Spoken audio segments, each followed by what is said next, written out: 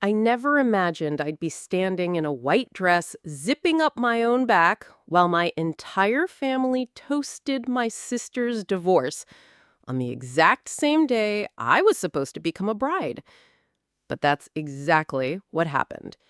And the worst part, it wasn't an accident. Before I tell you what I did after that day and why my sister still won't look me in the eyes, let me ask you something. Have you ever planned the most important day of your life and realized that not a single person you were born into would show up for it? If you've ever felt invisible in your own family, like the placeholder, the background character, then this story is for you. Leave a comment below and tell me where you're watching from. And hit that like button if you've ever been the one expected to understand while everyone else takes center stage. Because this time, I didn't stay quiet. My name is Elisa. I'm 32 years old, and 6 months ago, I married the man I love. In a room filled with kind eyes, soft music, and 10 chairs that were meant for my family. 10 chairs that stayed empty. I wasn't the little girl who dreamed about weddings. I didn't plan for lace or flower arches or diamond rings. I just wanted something that felt safe, something that felt mine. I spent most of my life giving way to louder voices, to bigger personalities, to my sister, especially Anna. She was always the one who made the noise, who caused the drama, who cried loudly enough to change the room. And I was the one who carried the coats, who cleared the plates, who sat in the back seat of every story. But Daniel changed that. He didn't just see me, he noticed me. He remembered my coffee order, the way I crinkled my nose when I was about to disagree, the book I left half read on the train. He proposed after a quiet walk by the lake. No speeches, no photographers, just a question and hands that didn't let go. And for once, I let myself believe it. Maybe this could be the moment that would be mine. We planned something small, intimate, a garden ceremony with fairy lights and family. I sent invitations early, printed them myself. I picked the menu with my mother in mind, her favorite lemon tart. I chose soft music because my father hates loudspeakers. And I left a whole row of chairs for them, for Anna, for all of them. But the replies never came. At first, I thought it was timing. Then I thought maybe they were planning something special, maybe some shared gift. I told myself stories. Because silence from the people you love the most always makes your brain try to fill in the blanks. But then I saw her post. Anna in a sequin dress, holding a cake that said, "Free at last." A glittering banner behind her, "Divorce party this Saturday." The same Saturday as my wedding. And below, my mom, "You better save me the first dance." My dad, "Proud of you, sweetheart. You deserve it." Even Grandma commented. Even Grandma. Not a single word about me. I didn't cry right away. I think it took a full 24 hours before I even said anything out loud. And when I did, it wasn't anger, it wasn't rage, it was just that one sentence I whispered in the dark. They're not coming. And I was right. They didn't show up. I did my own makeup. I curled my hair 3 times before it looked decent. I zipped the dress myself, twisting my arms like a contortionist. My best friend Mia arrived early with orange juice and trembling hands. She cried more than I did. And when I walked out on that garden path, 10 seats stayed empty. My mother didn't zip my dress. My father didn't walk me down the aisle. And my sister? She was dancing barefoot on a rooftop in the city, celebrating the end of her marriage, while I started mine. But this isn't the story of a ruined wedding. Because what I did after that day and what I finally said out loud changed everything. And my sister, she never saw it coming. The morning after the wedding was silent. Not peaceful, not gentle, just silent in that cold, mechanical way when there's no more music playing and no more people around to pretend that everything is fine. Daniel was still asleep, one arm stretched across the crumpled white sheets, his breathing calm, his body relaxed. But I lay there wide awake, staring at the ceiling, asking myself a question I couldn't answer. Why did it still hurt? The wedding had been beautiful, simple. The food was warm, the candles stayed lit, and my best friend Mia gave a speech that made every single guest cry. Daniel held my hand through the whole thing. He whispered the vows like they meant everything, and I believed him because they did. But under all of that, under the softness, the love, the sincerity, there was a hollow space inside me that nothing had filled. When you grow up being the one who stays quiet, you also grow up hoping that one day someone will notice you without being told, that someone will show up for you because they want to, not because they have to, that one day you'll walk into a room and your presence will matter. But yesterday proved something I had spent my entire life trying not to believe. That in my family's eyes, I was optional. I got out of bed slowly, careful not to wake Daniel. I padded barefoot into the kitchen of the small guest house we rented for the weekend and poured myself a glass of water. On the counter were scattered ribbons, half-used candles, a forgotten lipstick, little remnants of a day that should have felt complete, but didn't. My phone buzzed, and for a second, I actually thought it might be my mom. It wasn't. It was a tag from Anna. She'd posted a carousel of photos from her party. Glitter, balloons, a gold cake that said goodbye forever in red cursive icing. And in the middle of the group photo, with everyone raising glasses around her, stood my father, laughing, holding up a champagne flute, his arms slunk casually around Anna's shoulders like nothing else mattered in the world. He had worn the suit I bought him 2 years ago for a special occasion. I guess he found another reason to use it. I didn't cry. Not then. There were no tears left. Just a strange calm, the kind that comes when something inside you finally breaks, and you realize that the worst part isn't the pain, it's the quiet understanding that this is who they are, that the people you've spent your whole life trying to belong to never really saw you as one of them. By the time Daniel woke up, I had already packed. I told him I wanted to head home early, and he didn't ask questions. He never did. He wrapped me in his arms and kissed my forehead and said, "Whatever you need, I'm here." And I nodded, because I didn't know what I needed. Not yet. On the drive back to the city, I scrolled through the photos from our wedding. There were some beautiful ones. Me laughing with Mia, Daniel brushing a leaf out of my hair. Our hands interlocked, a soft glint of rings catching the golden light. And then the group photo. 10 people. All friends. Not a single blood relative. And that's when I felt it. Not sadness, not hurt.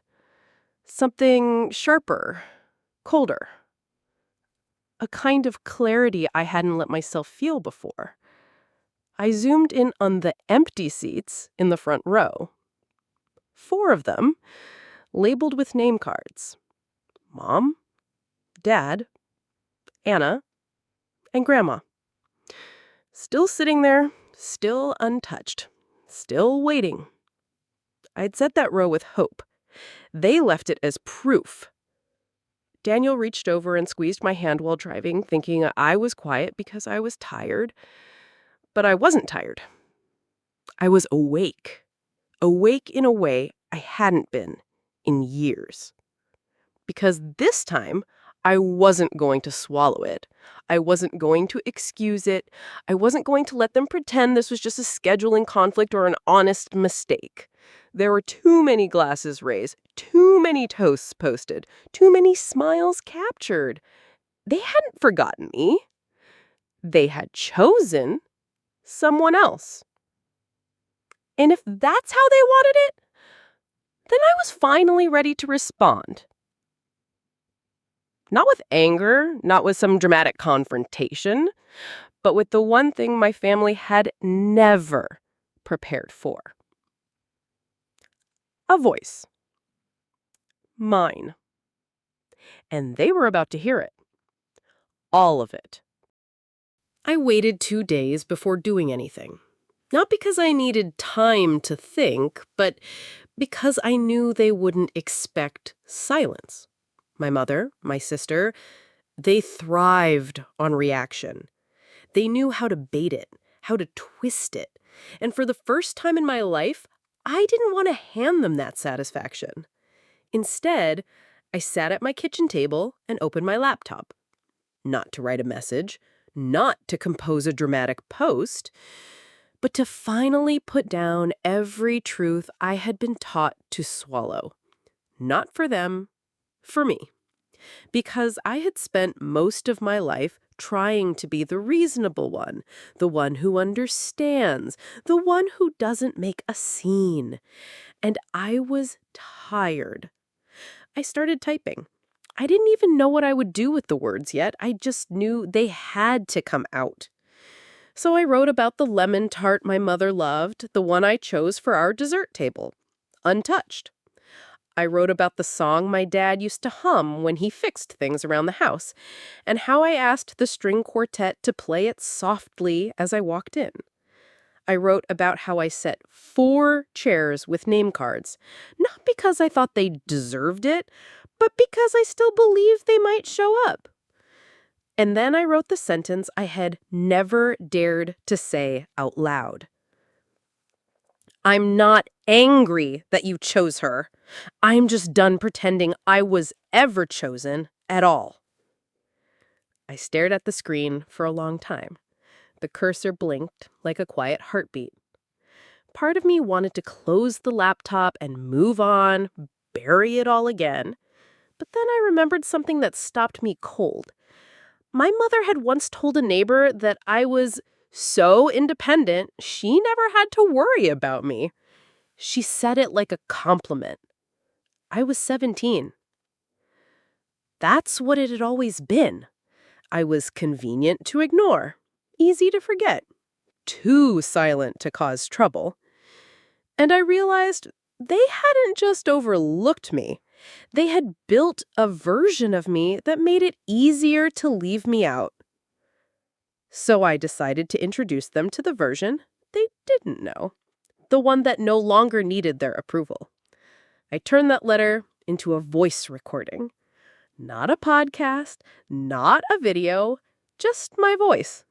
Raw, unpolished, shaking at moments, sure, but steady. There was no yelling in it, no blame, just the slow unfolding of truth from someone who had run out of space to carry other people's comfort. And then I sent it. One message.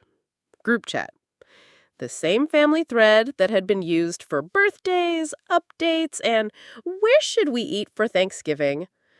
I didn't include a caption. I just sent the file. Then I turned off my phone. Not for drama, for peace. For the next 24 hours, I didn't check a single notification. I went for a walk. I bought myself new bed sheets. I had dinner with Daniel and didn't say a word about the family. I let myself imagine for the first time a version of my life where their silence was no longer something I had to decode, but simply a space I could finally stop trying to fill. When I finally turned my phone back on, I expected chaos. But there were no missed calls. Only one message from my father. Just 3 words. I listened. Sorry. That was all. No defense, no excuses, just a quiet admission. But it wasn't enough. Not anymore. Not after 32 years of shrinking myself into something digestible. And then I saw Anna's name. One unread voice message, 46 seconds long. I stared at it for a while. Because here's the thing, I had no idea what she could possibly say. But I pressed play anyway. And the moment I heard her voice, I knew she wasn't sorry. Not even close. Anna's voice came through the speaker calm, almost rehearsed, the kind of tone she always used when she was pretending to be the bigger person. She didn't yell. She didn't cry. In fact, there was a strange steadiness to it, like someone reading from a page they had written days in advance. She started by saying she was sorry I felt that way, the kind of non-apology she had mastered since we were children. She said she never meant to overshadow anything and that it wasn't her responsibility to check other people's dates. She claimed that if I had told her sooner, she would have rescheduled her party. And then, in the same breath, she added that she deserved to celebrate herself, that her divorce wasn't something shameful, and that my message had made her feel attacked. It was incredible, really, how she had managed to take my silence, my pain, and the hurt that had been building for years, and still find a way to make herself the center of it all. By the time the message ended, I wasn't angry. I wasn't even disappointed. I was just done. It wasn't just the message. It was everything behind it. The lifetime of moments where I had stepped aside to let her go first. The birthdays where my name was left off the cake. The family vacations where she brought her boyfriend and I was told to sleep on the couch. It was every holiday dinner where my opinions were brushed aside. Every conversation where she interrupted me and no one stopped her. Every time I was told to be patient, be kind, be the bigger person, just because I wasn't the one making a scene. I had spent decades giving her space to be whoever she needed to be, hoping that maybe, if I was accommodating enough, I'd earn something in return. Acknowledgement, affection, or even just the courtesy of being considered. But instead, she had built her life on the assumption that I would never push back. And for most of my life, she was right. I didn't respond to her message. Not because I was being passive-aggressive, not because I wanted her to guess how I felt. I didn't respond because, for the first time in my life, I didn't feel like I owed her anything. Not a clarification, not a softened version of my truth, not a carefully crafted response that wouldn't rock the boat. The boat had already sunk.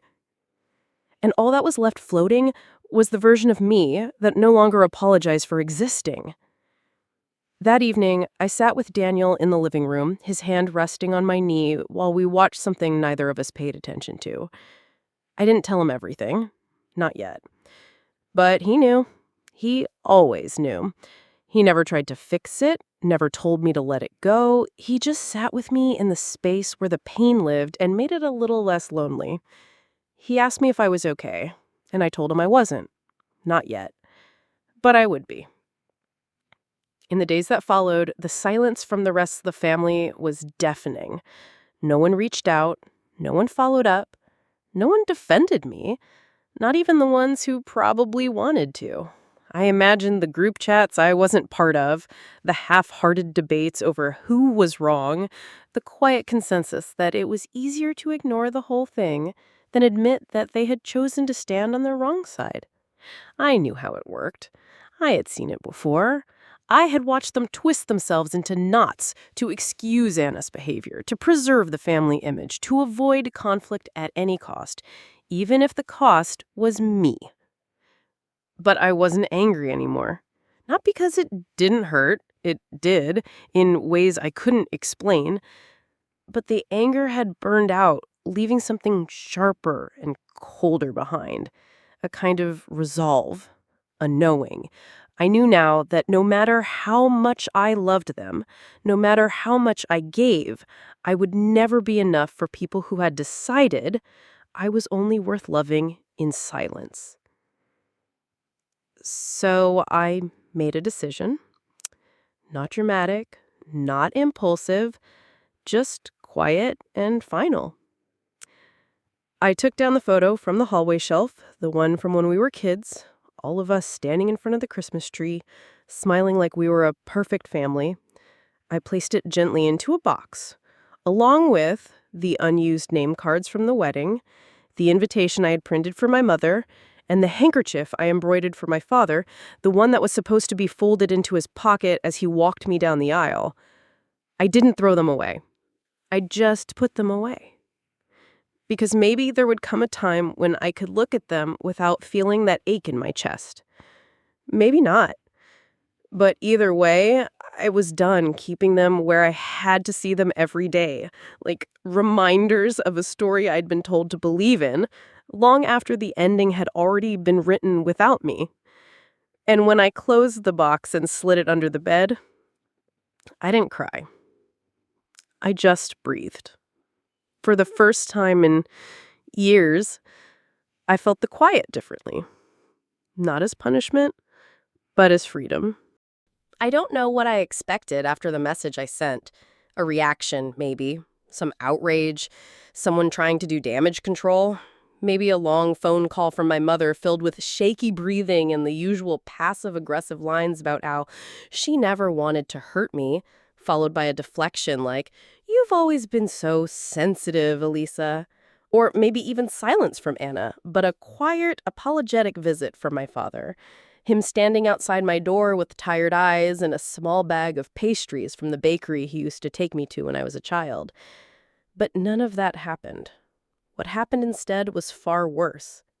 They disappeared. Not literally, but in a way that was far more final. The family group chat, the same thread that had once buzzed with constant chatter, photos from Anna's dog, updates on Grandma's blood pressure, forwarded articles no one asked for, went entirely still. For 3 weeks. No comments, no posts, no links. It was as if the air had been sucked out of it, as if my message hadn't just exposed their neglect, but infected their comfort. I had made something visible, something they could no longer unsee, and in response, they chose to pretend the room was empty rather than admit someone had screamed inside it. And I understood why. Because the truth was messy. It meant admitting that they weren't the kind, loving, unified family they'd always claimed to be.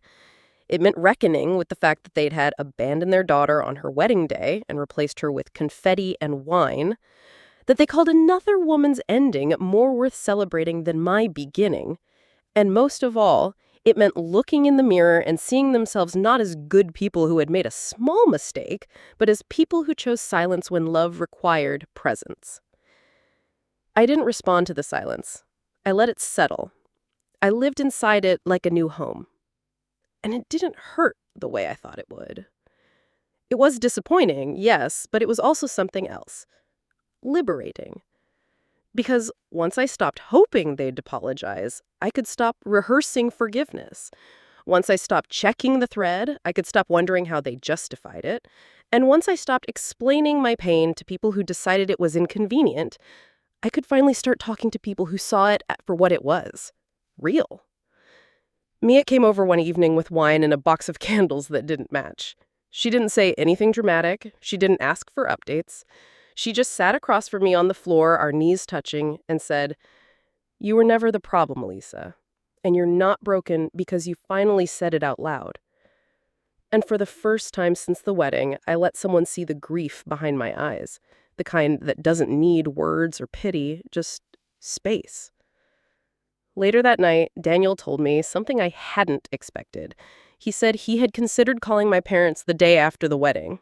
Not to yell, not to shame, just to ask one question. Why? But he didn't. Because when he saw me sitting by the window with my dress still half-buttoned and my hands in my lap, too still, too quiet, He realized that no answer could unmake the silence they chose. And in that moment, he decided he would never let their absence define what our life would become. I didn't say anything. I just leaned into him. Because there's something sacred about being loved without condition, especially when you come from a world where love has always been transactional, where your worth was measured in how well you adapted, how easily you forgave, and how quietly you swallowed disappointment. In the 4th week after the wedding, I got a package in the mail. There was no return address, but I recognized the handwriting instantly. My grandmother's. It was a small box, wrapped neatly, tied with thin string. Inside was a folded handkerchief, delicate, white, embroidered with my initials, and a note. Quote, "Your wedding gift. I'm sorry it's late. I didn't want to choose sides, but I also can't pretend you weren't left alone. You didn't deserve that. I watched it happen, and I'm ashamed that I let it." She had written it on the back of a grocery list. Half of the ink was smudged, but it was the first thing anyone from my family had said that felt human. Not perfect, not polished, just real. And for that reason alone, I let the tears come. Not loud, not dramatic, just quietly as I sat at the kitchen table, holding a piece of fabric meant for a day that had already passed. It didn't fix anything, but it softened the edge of the wound. And in that moment, I decided something. If they wouldn't speak the truth, I would. Not out of vengeance, not for pity, but because some stories deserve to be told. And I was finally ready to tell mine without asking for permission. It started with a message, not one sent to them, but one I wrote for myself. I opened a blank document and began to type. Not a letter, not a confrontation, but a story. My story. I wrote the way I remembered things, not the way they'd been spun over the years. I didn't try to soften the language or protect their dignity. I didn't balance it out with "they meant well" or "they didn't know better." I just told the truth, plain and quiet. I wrote about the way my sister used to interrupt me mid-sentence, and no one ever told her to stop. I wrote about birthdays where the cake had only one name, and it wasn't mine. I wrote about the year my father missed my college graduation to go fishing with Anna's boyfriend because he already knew I'd do well. I wrote about every little moment that once felt too petty to name, but now formed a pattern I can no longer deny. And I wrote about the wedding, the invitations I addressed by hand, the chairs I reserved, the place cards that stayed untouched. I didn't write with rage. I wrote with clarity, because clarity is what remains when you finally stop begging people to see what's been there all along. When I finished, I didn't delete it. I didn't save it in a hidden folder. I published it. Not on social media, not with a dramatic caption, but on a small blog I had opened years ago and never used, a place where no one from my family followed me, where I didn't have to censor the ache or explain the silences. I simply titled it 10 Empty Chairs and clicked publish. I didn't expect anyone to read it. That wasn't the point. But someone did. Within a week, it had quietly reached people I didn't know. Strangers who saw themselves in every line. Women who messaged me to say they had been left out of baby showers, birthdays, hospital rooms. People who had carried the same kind of invisible grief. The kind that doesn't come from loud betrayals, but from soft abandonments that happen slowly over time until one day you look around and realize you were never really part of the picture. The response stunned me, not because it went viral, it didn't, but because for the first time I didn't feel like I was screaming into an empty room. I wasn't alone in the quiet anymore, and there was something almost holy about that. Then came the second message from my father. He didn't comment on the blog. He didn't call. He just sent a photo. It was of me, 7 years old, sitting at a school piano recital, hands in my lap, looking straight at the camera with a smile that was too small for how hard I had practiced. I remembered that day. Anna had spilled juice on my dress 10 minutes before we left the house, and my mother made me wear something 2 sizes too big. No one brought flowers. No one clapped any louder for me than for the girl before me. But I had smiled anyway, because back then, I still believed that showing up meant something. He didn't include a message, just the photo. And for once, I didn't imagine what he meant by it. I didn't read into it. I didn't take it as an apology, because a picture of who I used to be would never make up for who they refused to show up for now. 2 days later, Mia called and asked if I would speak at a small gathering she was organizing, a support circle for women who had experienced family estrangement.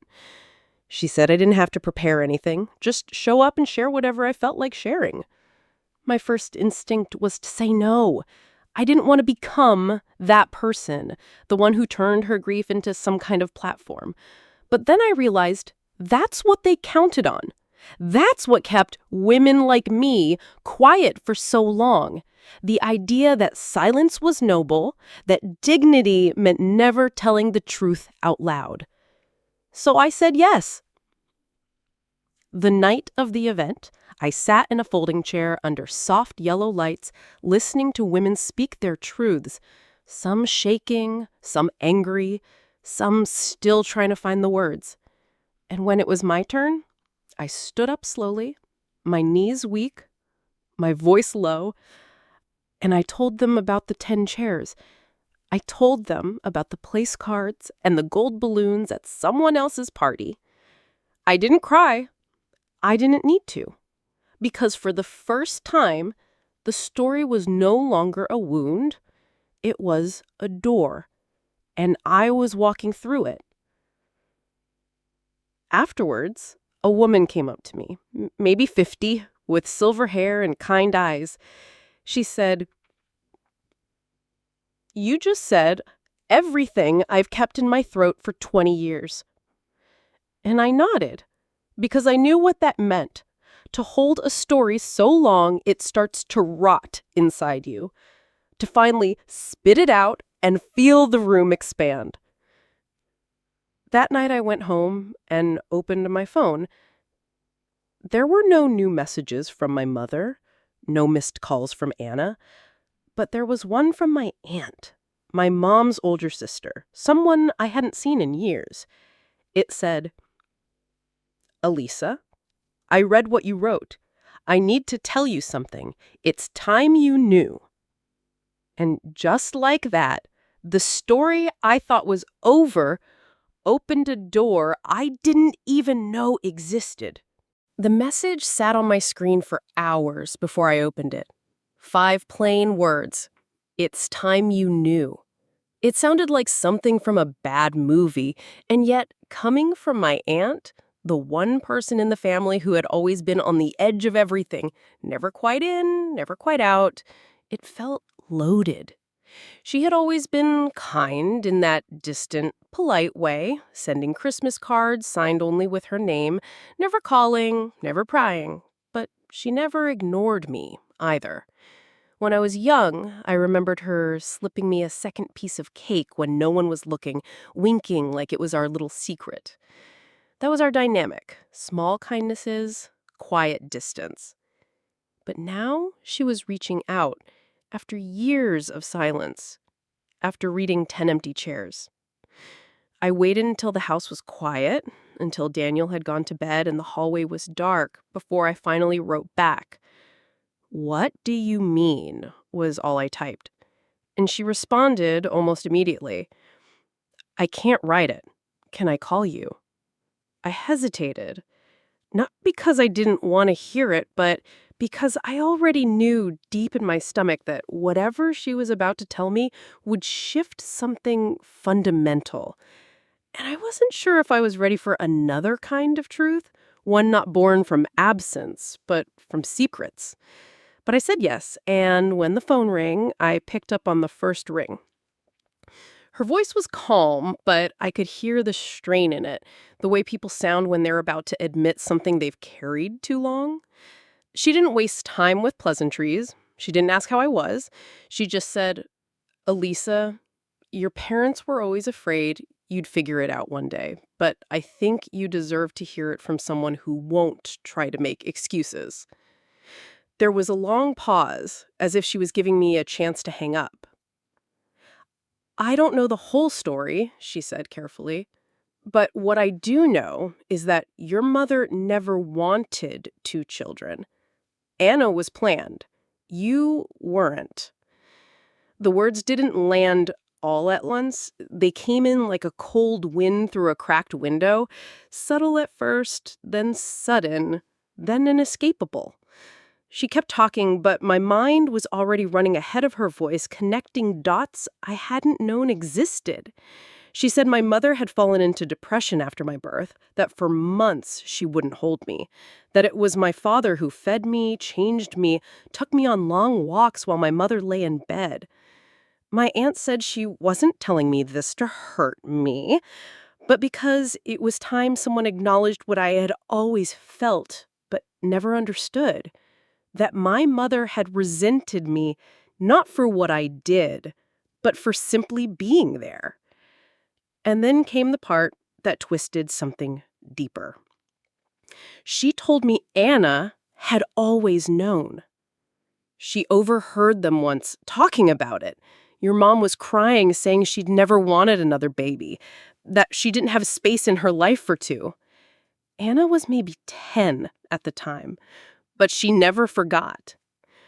That sentence sat with me heavier than anything else, because it explained everything. Not just the neglect, not just the emotional absence, but the competition I never signed up for. The way Anna had always acted like I was beneath her, like her throne was something I was trying to steal, when all I ever wanted was a place at the table. I thought about the hundreds of times I had told myself not to take it personally, the therapy sessions where I tried to reframe my childhood through softer lenses, the journal entries filled with theories about family dynamics, about favoritism, about maybe just being too sensitive. And yet here it was, not imagined, not exaggerated, just spoken aloud. I thanked my aunt. I don't remember what else I said, only that my voice didn't shake the way I thought it would. I felt cold, clear, steady. She asked me if I was okay. I lied and said yes. We hung up a few minutes later, and I sat on the edge of the bed, staring at the wall for a long time, the silence ringing louder than any words could have. Later that night, I didn't cry.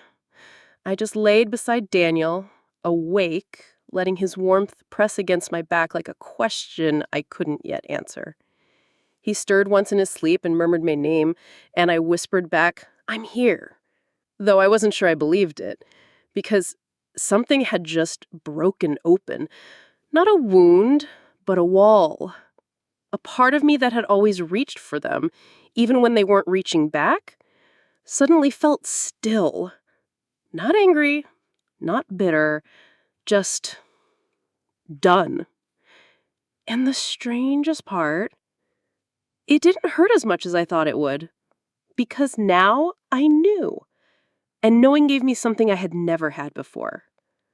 Permission to stop asking for love in a house that was never built to hold me. I woke the next morning to soft light spilling through the blinds and the kind of stillness that doesn't ask questions. Daniel was already up, somewhere in the kitchen, humming low under his breath like he always did when he was trying not to make noise.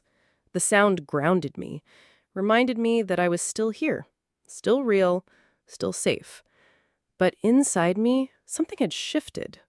Not like an earthquake, more like the quiet closing of a door I had been holding open for far too long.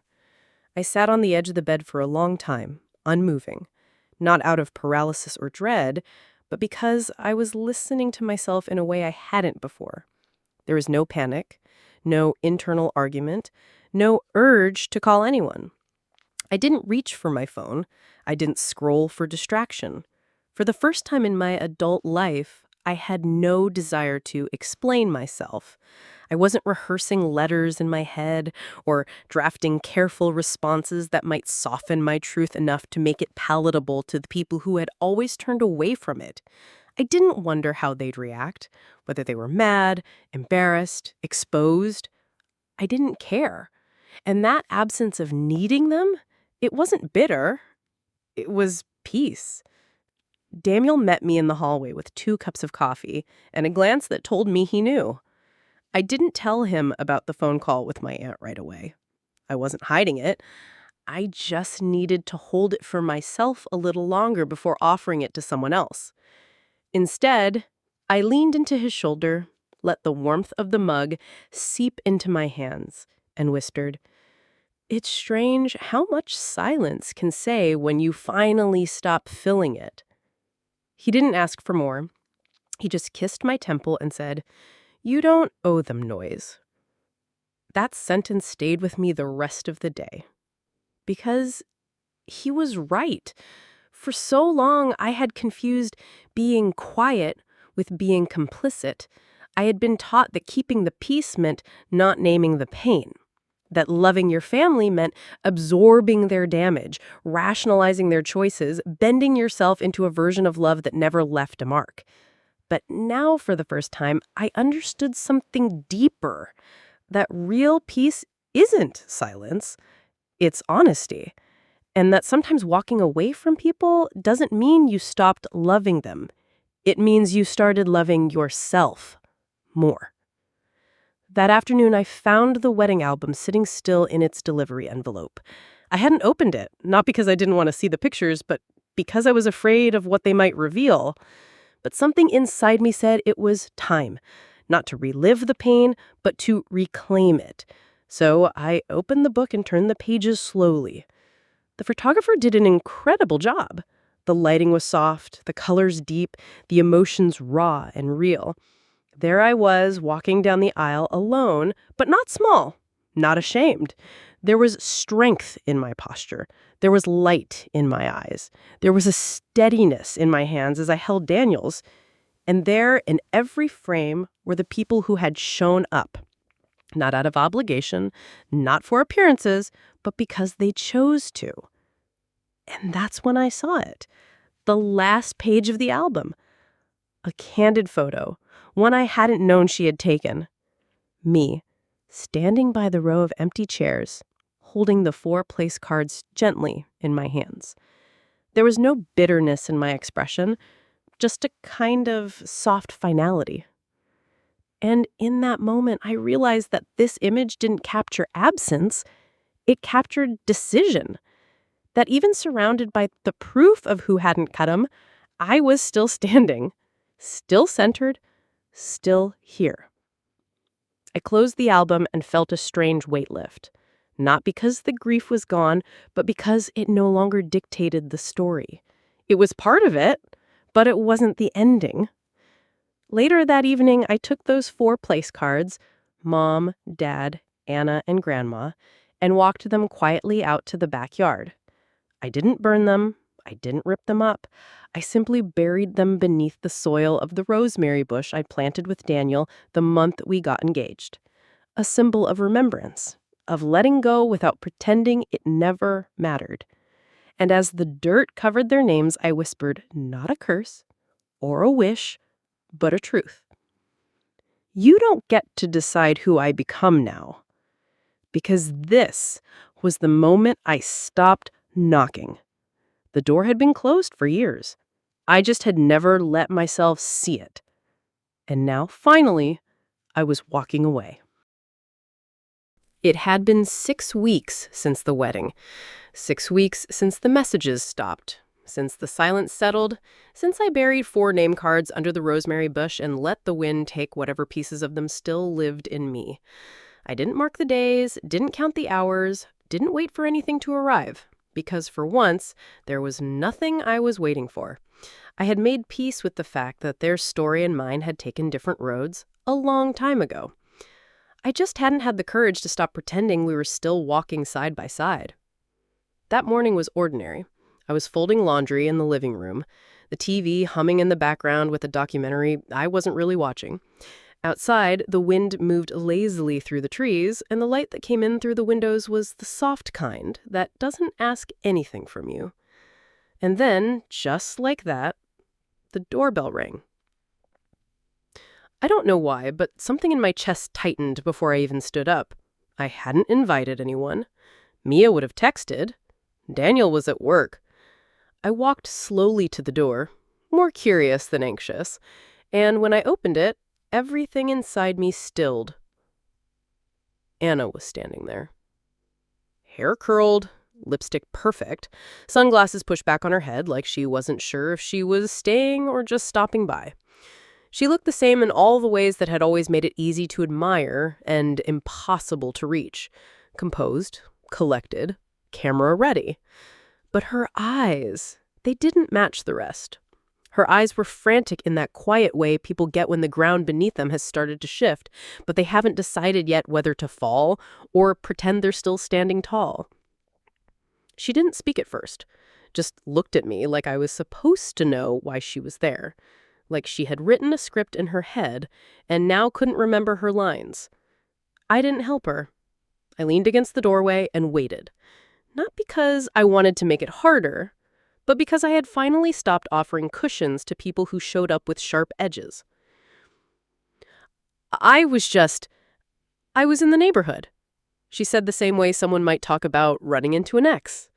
The same way people speak when they're trying not to admit they meant to show up. I said nothing. I read what you wrote, she added after a moment. The blog? The speech? The whatever that was. Still, I didn't speak, because this wasn't going to be about her reacting to what I had said.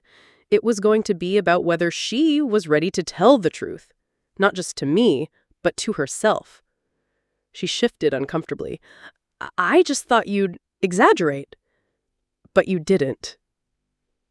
That sentence hit harder than she realized, because it wasn't an apology, it was an admission. A quiet one. The kind you only give when you know you've already said too much. I didn't come to fight, she said. I just wanted to explain. And that's when I finally spoke. You already did. At the party, at the wedding, with silence, with a caption. You explained everything you needed to. She blinked. Her mouth opened, then closed again. And for a split second, I saw it, the flicker of shame. Not the performative kind, not the pouty, dramatic, guilt-light version I had seen so many times before. This one was different. This one had roots. I didn't know it would hurt you like that, she said softer this time. No, I answered. You just didn't care if it did. That was the truth, and she knew it, because that was always the line Anna walked. She never stabbed, she just watched people bleed and said she never meant to. And for most of my life, I had accepted that. I had allowed it. I had shaped myself around it. But not anymore. She looked at the floor, then back up at me. Mom told me not to come, she whispered, as if saying it quietly would make it less cruel. I didn't flinch. I didn't need to, because hearing it out loud didn't hurt more than living it. I'm not here to fix anything, she added. I don't think I can. I nodded once. Then why are you here? Her answer was almost too soft to hear. I think you're the only person who ever told the truth in this family. And now you're the only one who's free. She didn't stay. She didn't cry. She didn't fall into my arms or beg for forgiveness. She just stood there, with all the weight of a lifetime she had never carried until now, and said, I just wanted you to know I see it now. All of it. I'm sorry it took this long. Then she turned and walked away. I stood there long after she was gone, the door still open, the wind curling around my ankles. I didn't feel triumphant. I didn't feel bitter. I felt still, because the truth had finally landed. And I hadn't needed to scream it. I had simply lived it. That night, I sat in the same chair I had folded laundry in earlier that morning, watching the shadows of the trees flicker across the living room wall as the sun dipped below the rooftops. Daniel was reading in the other room. The house was still. Nothing in the air felt different, and yet I knew something had shifted beneath the surface. My sister had stood at my door. Not to make things right, not to ask for permission back into my life, but to do the only thing she was still capable of, acknowledge that I had seen something first, that I had been brave enough to speak the thing no one else would, and in her own flawed, unfinished way, she had tried to say it mattered. But I didn't take her words as redemption. I didn't hold on to them like some fragile offering. I let them land where they needed to, and then I let them go. Because this time, I wasn't waiting for closure. I wasn't waiting for anyone to tell me I had been right or good or worthy. I already knew. I had lived it. I had survived it. And now, finally, I was free from the hope that someone else's recognition could heal what they had never stayed long enough to understand. In the days that followed, I didn't tell many people she came. Not because it was a secret, but because it didn't feel like a plot twist. It felt like an echo, the kind that reaches you long after the sound has faded, and by the time you turn to catch it, there's nothing left but silence. I didn't need anyone to weigh in, to tell me what it meant, to analyze her words or her motives. I wasn't interested in building a new narrative around her. This wasn't her story anymore. It never really had been. It had always been mine. I just hadn't been allowed to tell it until I stopped asking for permission. One afternoon, about a week later, I returned to the small community group when I had first spoken. This time, I didn't come with notes. I didn't bring anything prepared. I just walked in, sat down, and listened. And when someone across the circle began to speak, trembling, eyes low, voice cracking, I didn't flinch. I just nodded. Because I knew what it meant to speak something out loud for the first time, to put words to the quiet hurt you've been told to carry in silence. And when she looked up at me, searching the room for a sign that she wasn't alone, I gave her mine. After the meeting, she came up to me and said, "I thought I was the only one who buried place cards." And I smiled. Not because it was funny, but because sometimes recognition feels more like release than repair. We stood there, two strangers, bound by the kind of grief that doesn't scream, but lingers, and I realized that this, more than any apology, was what healing had started to look like for me. Not justice, not reconciliation, just connection. Real, steady, quiet connection. That evening, as I was closing the windows for the night, I looked out at the rosemary bush in the garden. The soil had settled and new green had started to push through the surface. I thought about the 4 names I had buried there, not with hate, but with a kind of reverence, a soft acknowledgement that their chapter in my story had ended, not erased, not forgotten, just finished. Inside, the house smelled like the dinner Daniel had started cooking. Garlic, lemon, something warm and grounding. And in that moment, I realized something I had never dared to believe. I wasn't waiting anymore. Not for their approval, not for their explanation, not even for their presence. Because the family I had been born into had chosen their story. And now, I had chosen mine. And for the first time in my life, that was enough.